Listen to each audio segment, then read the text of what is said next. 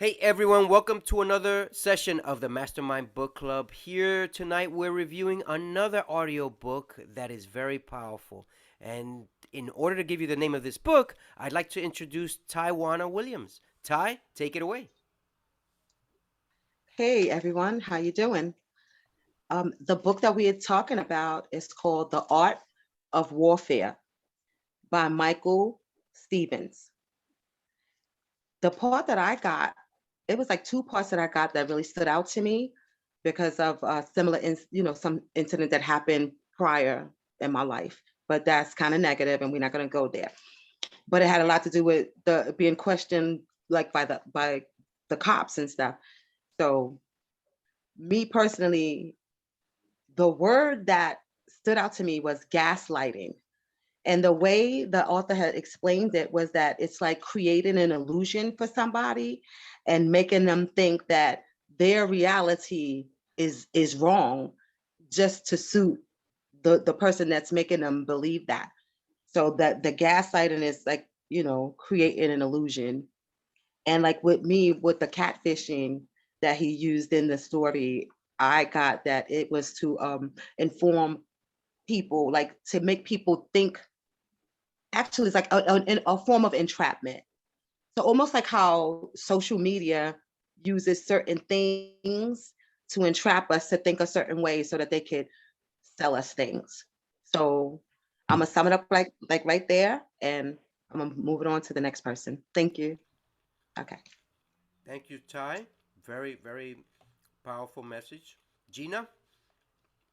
Okay, this book reminds me of a book that we read before by Chris Voss, and it was called Never Split the Difference.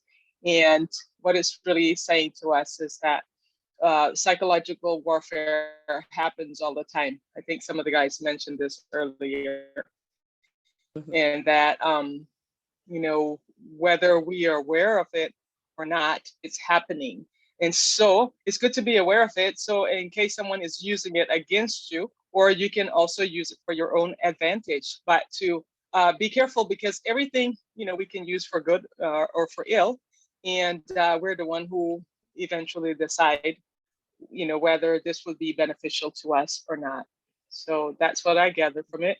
One of the other things that they had on there was like to join an organization, to meet people and so forth and so on, and take a note of how these things are taking place each time, as far as like psychological warfare is concerned, and use it to your advantage if you can, if you want to. Use it to your advantage. Thank you, Gina. That's true.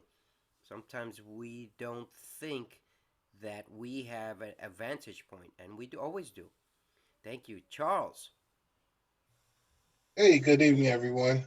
In the book Psychological Warfare by Michael Stevens, one of the good points that I got out is that we all use this warfare subconsciously. When you first meet someone, you size them up. You observe their posture. You observe their satire, if they're happy, if they're sad. You use it in raising your kids as in to, I guess, enforce positive uh, positive reenactment to get positive response from your children.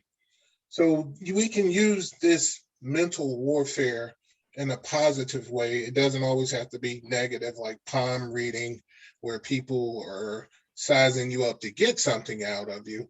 But we can use psychological warfare to, I guess, promote positivity as far as some of the good things that are around us in life, like such as God, or, just positive reenactments that you have within yourself that you want to share with others.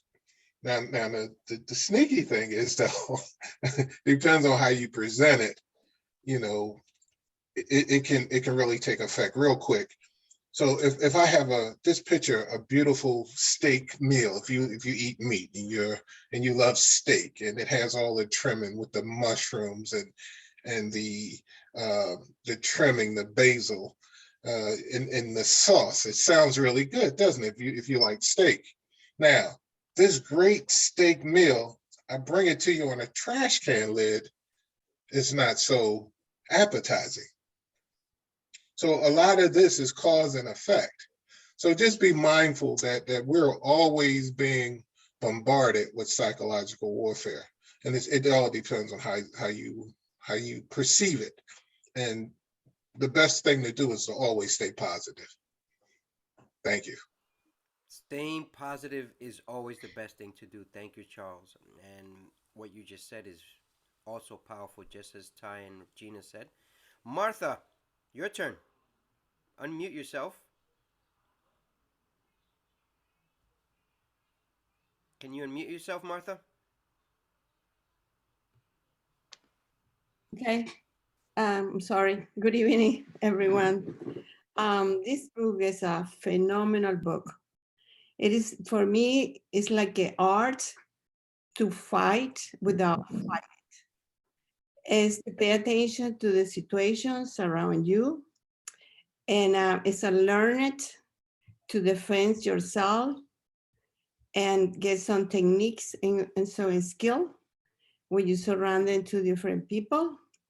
And I had to practice a lot of boundaries and be away for certain people, because you have to be alert, either outside or either in the social media. That's what I get for this book. Thank you. Awesome, Martha. It is. Oh, shit. It is very powerful, and I appreciate that. Reggie, your turn. Good evening, everyone. Psychological warfare. So at the heart of that all, essentially, is going to be the power of the individual and how you're able to use your own mental to affect whether other people or your own situation. And I think about the use of your own mental, your own psychology to affect different changes and different behavior in your own life, whereby it could be certain types of mind hacks, certain types of things you tell yourself, and so that those things will help you to influence your world and influence your life so that you can accomplish things that you want to accomplish. So, that's very important, because while you do have the power, the potential power to control other people, the most important person you probably want to control is yourself. So if you really take that same energy and that same power that you have that's within you, and you use that energy and that power to direct your life in a way that is purposeful and meaningful, then I think that is the most important way to use these hacks. And so I would implore us to do that, to basically take the psychological tools that we have that will allow us to go and direct our lives to the place that we want to be. So that's what I would offer. Thank you, Reggie. I appreciate that. This book is very important and very powerful for each and every one of us, especially if you're attempting to sell something. Actually, we are. We on a daily basis, we are selling something. It's just that unconsciously we don't realize it. We sell ourselves. We attempt to sell others on having a brighter day and the simpler methods. And this book hits upon the words that need to be used to be able to sell people on this, along with the book that Gina mentioned, which we went over, I'd say it's about at least a year ago. What's the name of the book again, Gina? Which was Never Split the Difference. Never Split the Difference. Yes, that's it. Mm-hmm. Never Split the Difference. Guy Voss, Stephen Voss, I believe it was. Chris Voss. Chris Voss. Jeez, and I recommended this book, and I read it. I forgot. Sorry.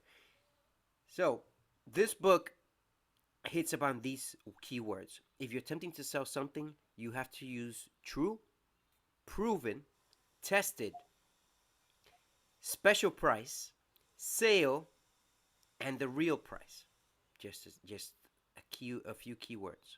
If you want to know more about this book, I highly recommend that you don't listen to it or read it once, that you go over it until you understand, master the techniques, so that you can create psychological warfare work for you, because you can do it on a positive note or a negative note. You see, this is the Mastermind Book Club, and every week we attempt to go over a book that assists us in getting from where we were to where we really want to be. This is CEO David Diaz signing off from the Mastermind Book Club. Until next week, where we'll go over another empowering book. And until then, take care.